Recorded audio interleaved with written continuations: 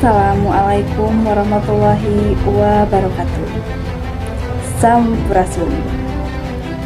Katepang deui sareng simkuring Aldari dinten ayeuna simkuring bade ngapaparkeun warta nyaeta ngeunaan kacelakaan kareta anu lumangsung di stasiun Bekasi Timur dina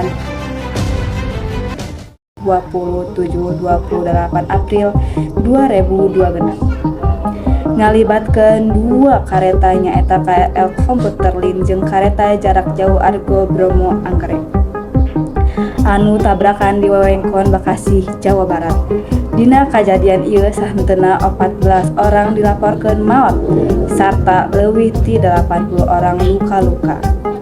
Kalolobaanna panumpang KRL numutkeun keterangan awal kacelakaan disababkeun ku KRL anu eureun di jalur saenggeus aya gangguan di hareupeun, sahingga kareta jarak jauh anu datang ti tukang teu bisa ngeureunkeun ieu dina waktu anu cekap.